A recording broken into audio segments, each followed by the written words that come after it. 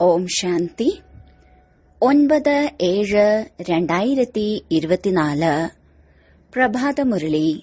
മധുരമായ കുട്ടികളെ, സത്യമായ ബാബയോടൊപ്പം ഉള്ളിലും പുറമേയും സത്യമായിരിക്കൂ. അപ്പോൾ മാത്രമാണ് ദേവതയാകാൻ സാധിക്കുന്നത്. നിങ്ങൾ ബ്രാഹ്മണർ തന്നെയാണ് ഫരിഷ്തയിൽ നിന്ന് ദേവതയാകുന്നത്. ചോദ്യം: ഈ ജ്ഞാനം കേൾക്കുന്നതിനും ധാരണ ചെയ്യുന്നതിന്റെയും അധികാരിയാകാൻ ആർക്കാണ് സാധിക്കുന്നത്? ഉത്തരം: ആരാണോ ഓൾറൗണ്ട് പാർട്ട് അഭിനയിച്ചത്, ആരാണോ ഏറ്റവും കൂടുതൽ ഭക്തി ചെയ്തിട്ടുള്ളത്, അവർ തന്നെയാണ് ജ്ഞാനം ധാരണ ചെയ്യുന്നതിൽ തീവ്രമാകുന്നത്. ഉയർന്ന പദവിയും അവർ തന്നെയാണ് നേടുന്നത്.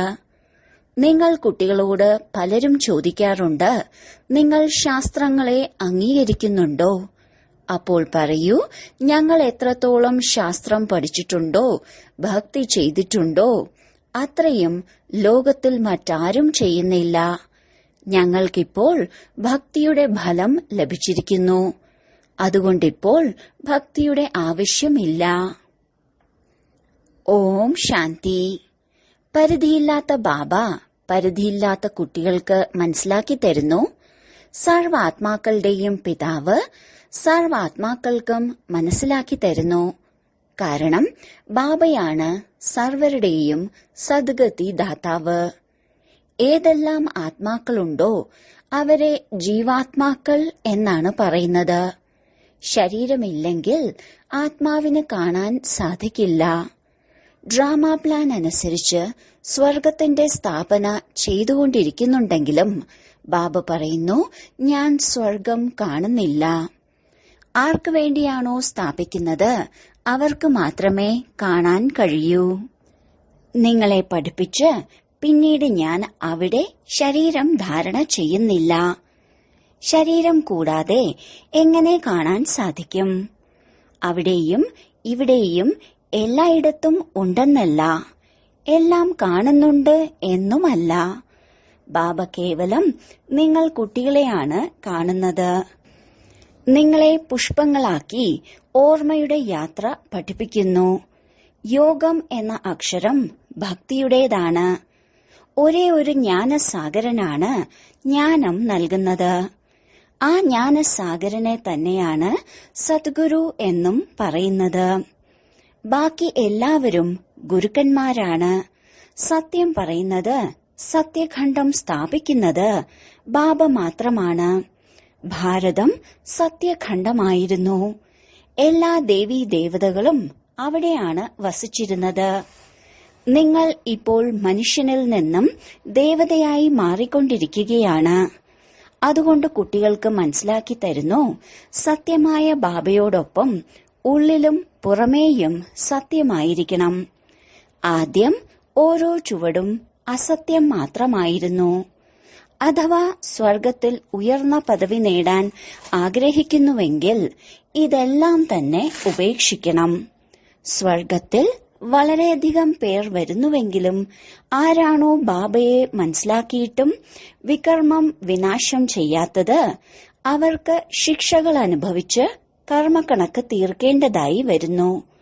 പിന്നീട് പദവിയും കുറഞ്ഞത് ലഭിക്കുന്നു.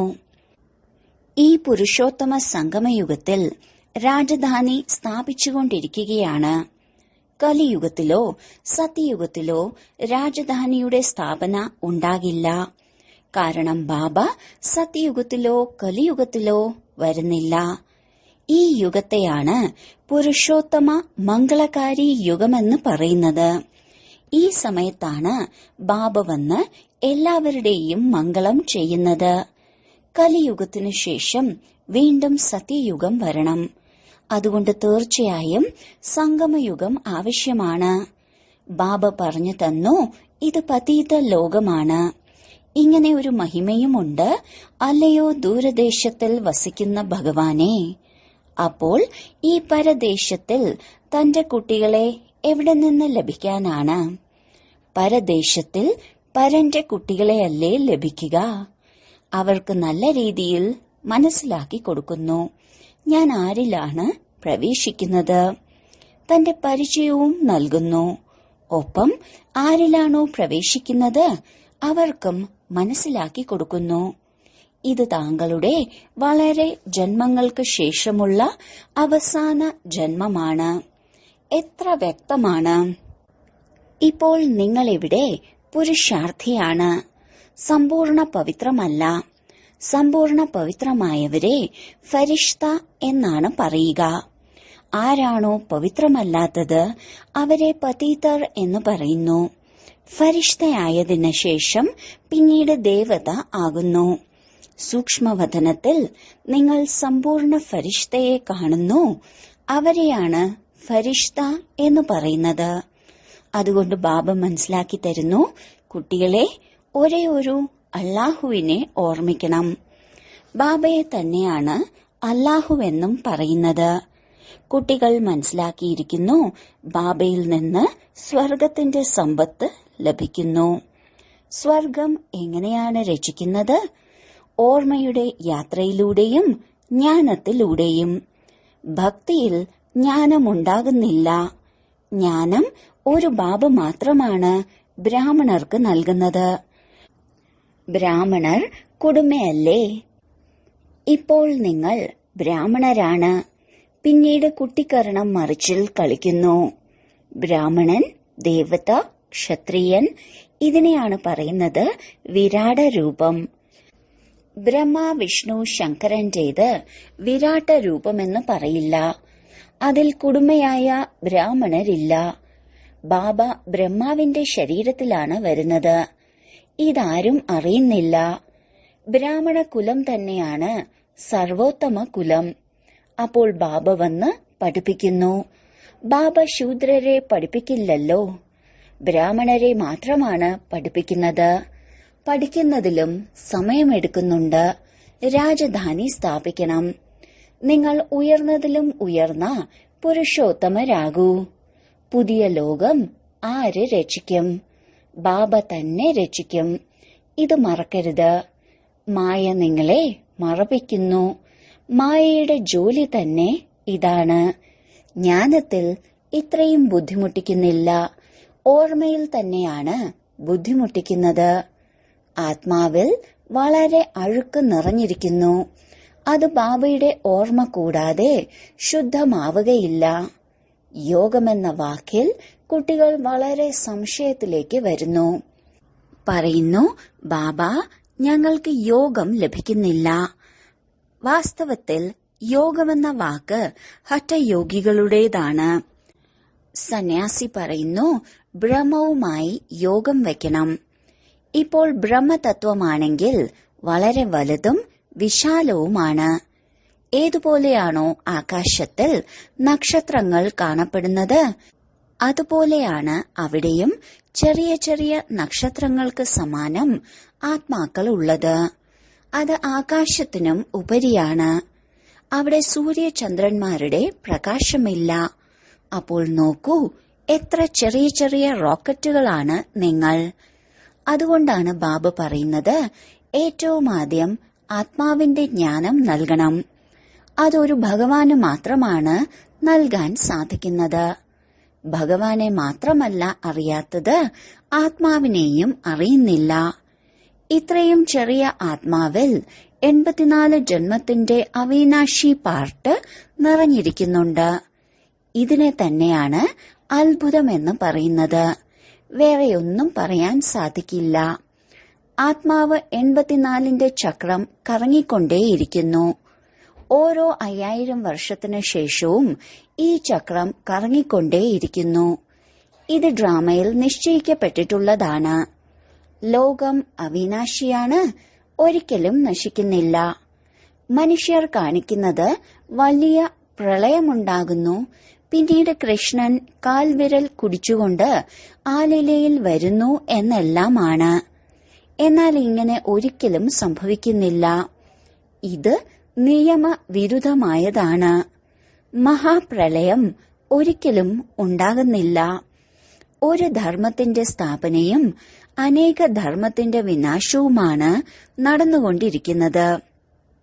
ഈ സമയം മുഖ്യമായും 3 ധർമ്മങ്ങളാണ് ഉള്ളത്. ഇതാണെങ്കിൽ മംഗളകരമായ സംഗമയുഗമാണ്. പഴയ ലോകവും പുതിയ ലോകവും തമ്മിൽ രാത്രിയുടെയും പകലിന്റെയും വ്യത്യാസമുണ്ട്. ഇന്നലെ പുതിയ ലോകമായിരുന്നു, ഇന്ന് പഴയതാണ്. ഇന്നലത്തെ ലോകത്തിൽ എന്തുണ്ടായിരുന്നു, ഇത് നിങ്ങൾക്ക് മനസ്സിലാക്കാൻ സാധിക്കും. ആര് ഏത് ധർമ്മത്തിലേതാണോ ആ ധർമ്മത്തെ തന്നെ സ്ഥാപിക്കുന്നു. അവർ കേവലം ഒരാൾ വരുന്നു. വളരെ പേർ ഉണ്ടായിരിക്കില്ല. പിന്നീട് പതുക്കെ പതുക്കെ വൃദ്ധി പ്രാപിക്കുന്നു. ബാബ പറയുന്നു, നിങ്ങൾ കുട്ടികൾക്ക് യാതൊരു ബുദ്ധിമുട്ടും നൽകുന്നില്ല. കുട്ടികൾക്ക് എങ്ങനെ ബുദ്ധിമുട്ട് നൽകും? അതിസ്നേഹിയായ പിതാവല്ലേ? പറയുകയാണ്, ഞാൻ നിങ്ങളുടെ സദ്ഗതി ദാതാവ്, ദുഃഖം ഹരിച്ച് സുഖം നൽകുന്നവനാണ്. ഓർമ്മിക്കുന്നതും എന്നെ തന്നെയാണ്. ഭക്തിയിൽ എന്തെല്ലാമാണ് ചെയ്തത്, എത്ര ഗ്ലാനികളാണ് എനിക്ക് നൽകുന്നത്. പറയുന്നു, ഈശ്വരൻ ഒന്നാണ്. സൃഷ്ടിചക്രവും ഒന്നു മാത്രമാണ് ഉള്ളത്. അല്ലാതെ ആകാശത്തിൽ മറ്റൊരു ലോകമുണ്ട് എന്നല്ല. ആകാശത്തിൽ നക്ഷത്രങ്ങളാണ് ഉള്ളത്. മനുഷ്യരാണെങ്കിൽ കരുതുന്നത് ഓരോ നക്ഷത്രത്തിലും സൃഷ്ടി ഉണ്ടെന്നാണ്. താഴേക്കും ലോകമുണ്ട് എന്നാണ്. ഇതെല്ലാമാണ് ഭക്തി മാർഗത്തിലെ കാര്യങ്ങൾ. ഉയർന്നതിലും ഉയർന്ന ഭഗവാൻ ഒന്നാണ്. പറയുന്നുണ്ട്, മുഴുവൻ സൃഷ്ടിയിലെയും ആത്മാക്കൾ അങ്ങിൽ കോർക്കപ്പെട്ടിരിക്കുന്നു. ഇതൊരു മാല പോലെയാണ്. ഇതിനെ പരിധിയില്ലാത്ത രുദ്രമാല എന്നും പറയാൻ സാധിക്കും. ചരടിൽ ബന്ധിച്ചിരിക്കുന്നു. പാടുന്നുണ്ട്, എന്നാൽ ഒന്നും തന്നെ മനസ്സിലാക്കുന്നില്ല.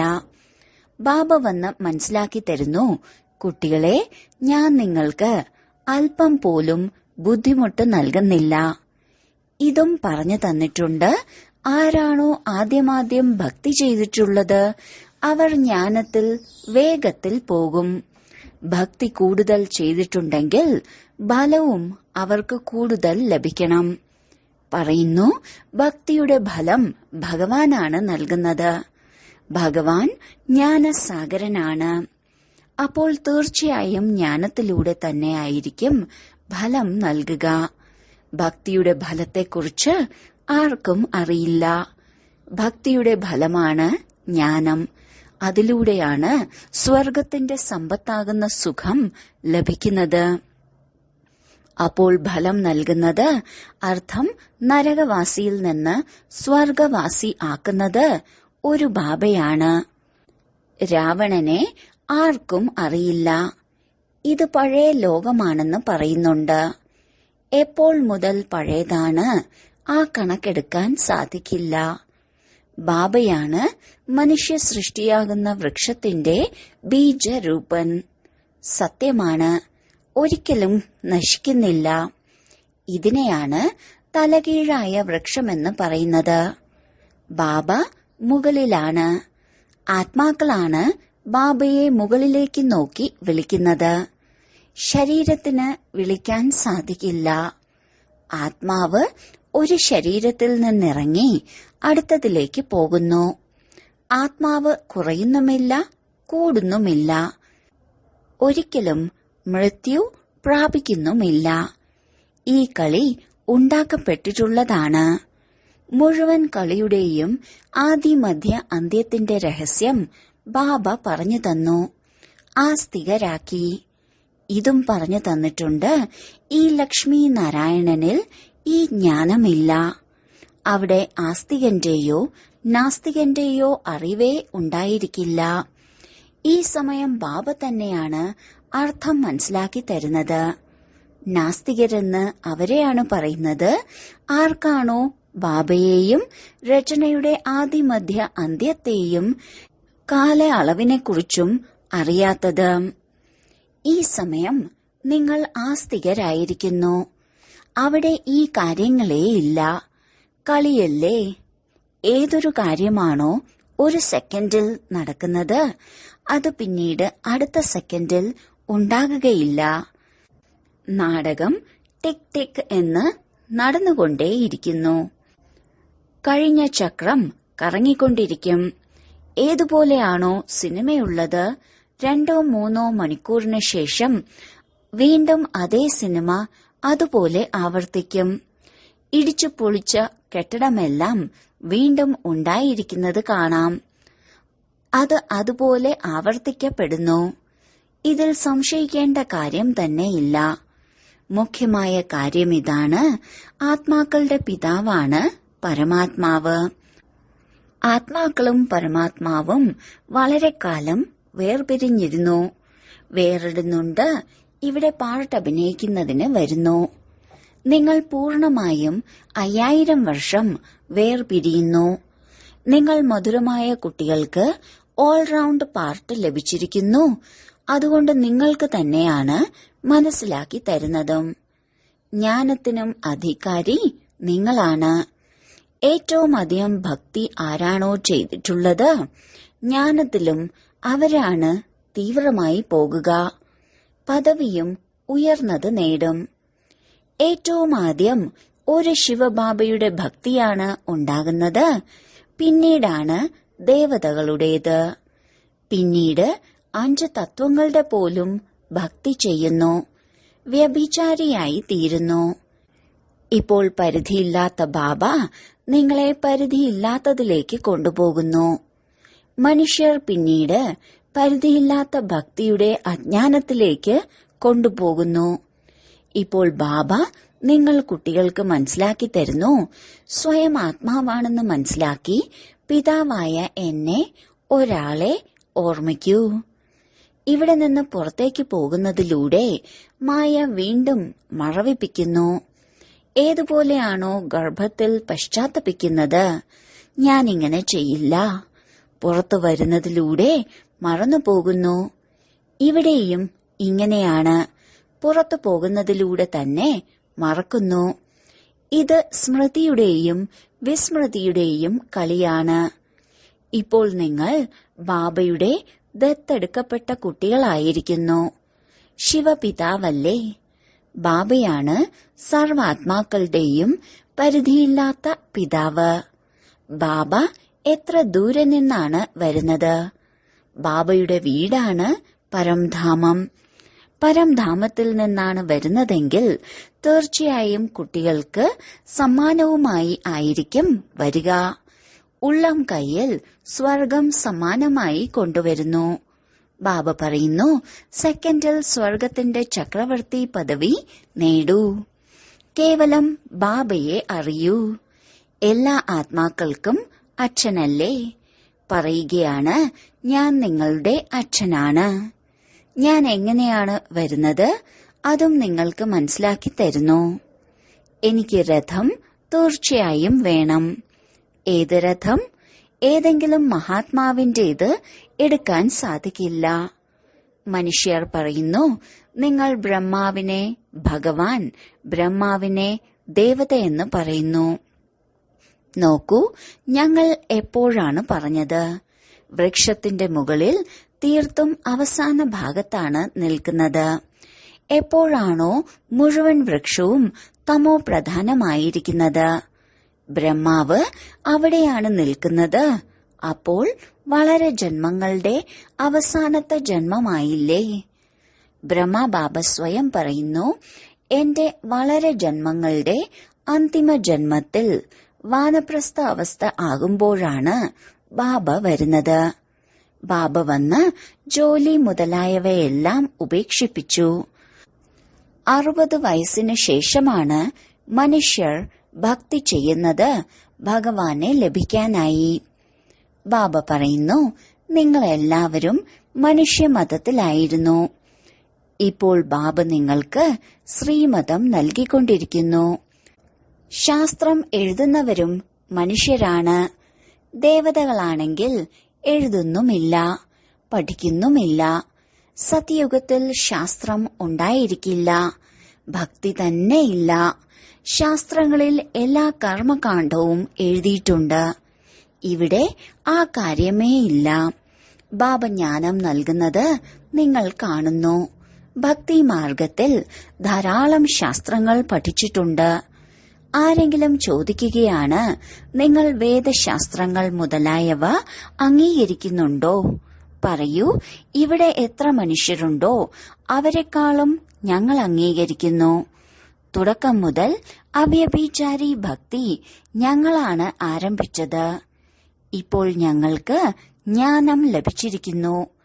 ജ്ഞാനത്തിലൂടെ സദ്ഗതി ഉണ്ടാകുന്നു. പിന്നീട് ഞങ്ങൾ ഭക്തി കൊണ്ട് എന്ത് ചെയ്യും? ബാബ പറയുന്നു, കുട്ടികളെ, ആസുരീയമായത് കേൾക്കരുത്, ആസുരീയമായത് കാണരുത്. ബാബ എത്ര സരളമായ രീതിയിലാണ് മനസ്സിലാക്കി തരുന്നത്. മധുരമധുരമായ കുട്ടികളെ, സ്വയം ആത്മാവെന്ന് നിശ്ചയിക്കൂ. ഞാൻ ആത്മാവാണ്. അവർ പറയുന്നു സ്വയം അല്ലാഹുവാണെന്ന്. നിങ്ങൾക്ക് അറിവ് ലഭിക്കുന്നു, ഞാൻ ആത്മാവാണ്, ബാബയുടെ കുട്ടിയാണ്. ഇത് മായ അടിക്കടി മറവിപ്പിക്കുന്നു. ദേഹാഭിമാനിയാകുന്നതിലൂടെ തന്നെയാണ് തെറ്റായ കർമ്മം ഉണ്ടാകുന്നത്. ഇപ്പോൾ ബാബ പറയുന്നു, കുട്ടികളെ, ബാബയെ മറക്കരുത്, സമയം പാഴാക്കരുത്. ശരി, വളരെ കാലത്തെ വേർപാടിന് ശേഷം തിരിച്ചു കിട്ടിയ മധുരമധുരമായ ആത്മീയ കുട്ടികളെ പ്രതി മാതാപിതാവായ ബാബ്ദാദയുടെ സ്നേഹസ്മരണയും സുപ്രഭാതവും. ആത്മീയ അച്ഛന്റെ ആത്മീയ കുട്ടികൾക്ക് നമസ്കാരം. ധാരണയ്ക്കുള്ള മുഖ്യസാരം: 1. രചയിതാവിന്റെയും രചനയുടെയും രഹസ്യത്തെ യഥാർത്ഥത്തിൽ മനസ്സിലാക്കി ആസ്തികരാകണം. ഡ്രാമയുടെ ജ്ഞാനത്തിൽ സംശയിക്കരുത്.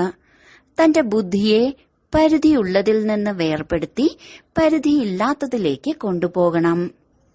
2. സൂക്ഷ്മവതനവാസി ഫരിഷ്തയാകുന്നതിനു വേണ്ടി സമ്പൂർണമായും പവിത്രമാകണം.